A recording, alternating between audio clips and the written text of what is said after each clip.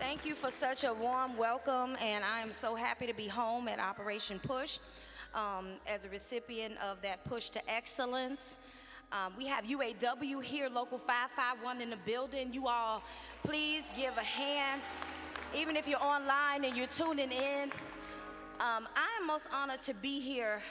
However, this occasion is not one that we're proud of, but I believe, Reverend Jackson, we will gain pride in what's happening.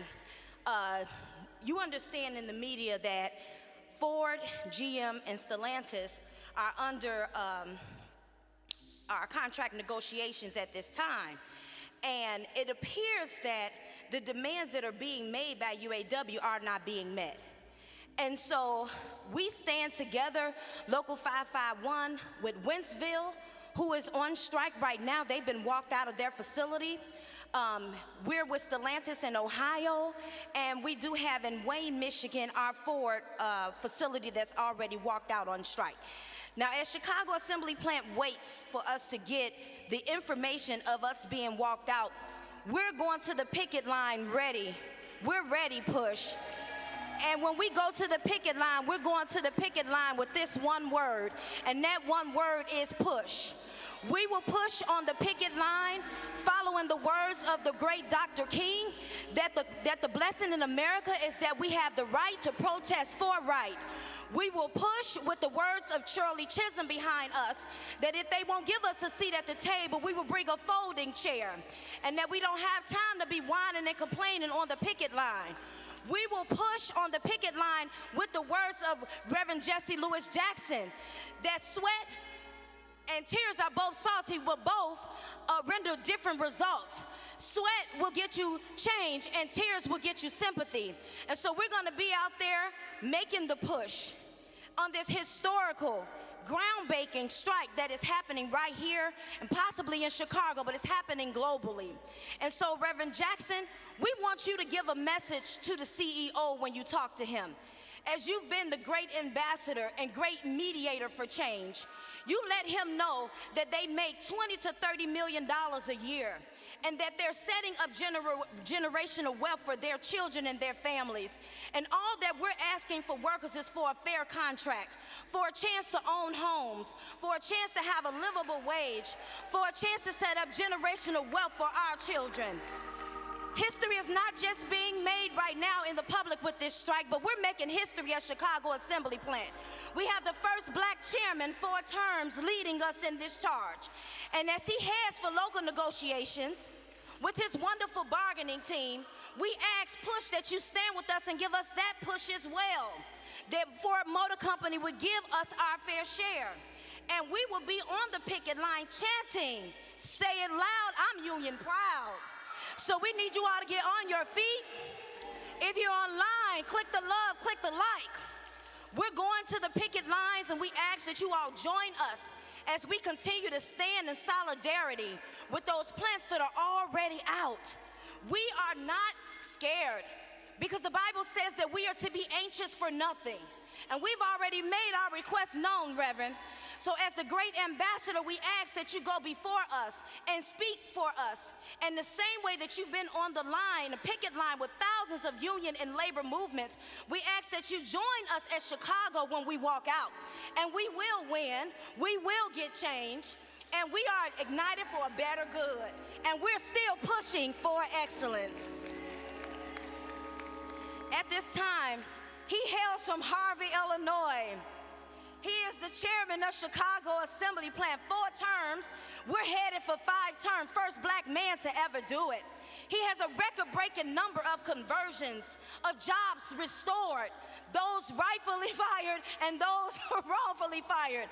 He's bringing people back, making sure we're keeping the door open for jobs. His number 1 goal is to negotiate product, but that is no good if we cannot get people in the door because the doors are closed. And so our chairman, Alan Colby Millender, is here to make sure that you're here to support us at Chicago Assembly Plant. You all give him a hand as he's making history of building hope, building futures. I'm just glad to be a part of the movement.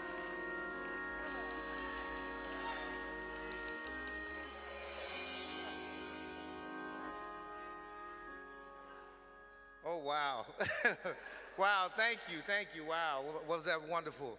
Hello, y'all. Hey. All right, so we are here, right? Thank you, Ayanna, for that warm and welcome. And yeah, a lot of people don't recognize that I was the first African-American chairman of assembly plants for Ford Motor Company. The first in the history of any assembly plant. I'm the only standing African-American chairman at this present time for Ford Motor Company. And I take pride in that. So we're here to get the support and talk about the strike of the UAW against Stellantis, Ford, and GM. It is absolutely time that we get what we are owed. You know, I think back on the times when my dad worked at Ford Motor Company for 51 years, and he would come home and he would have unfair wages, and they would send him home and he would get disciplined, and he didn't have the rights behind him. We are kind of still in those days and ages today. Same wages, same benefits, same no cost of living, same things we went through in 1957, we still going through in 2023. Same thing, and it is our time. I stand with President Fain. I stand with Vice President Chuck Browning in this strike, the strategic way he's doing it. Walking out Michigan Assembly Plant into another plant represents Stellantis and GM. I stand with them. But I can tell you this, we were so excited the other night because Chicago was ready, y'all. Chicago was ready to walk out because we knew what we were owed. And we hope that soon coming, well, we hope the strike ends. We hope we get what we got coming, but I don't think it's gonna happen. I think we're gonna have to stand out and get what we owe. Cost of living, fair wages. You know, Ford Motor Company, the union has made a way that I've taken care of my family. When my dad was, like I said, my dad had 51 years, he took care of us. It has made a way for us to take care of our families. As Ayanna said, to buy homes, to do things we never thought we could have. It has made the way. Some people really don't, some people think they don't need union.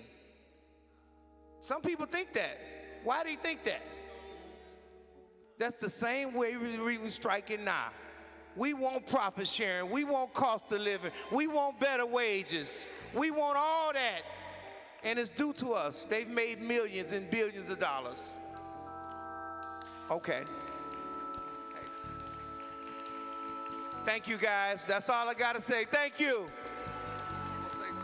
I want you, Local 551, stand on your feet and give your round of applause to your chairman.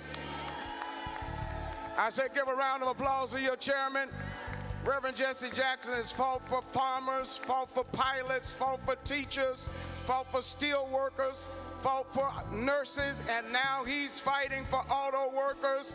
Make some noise, auto workers.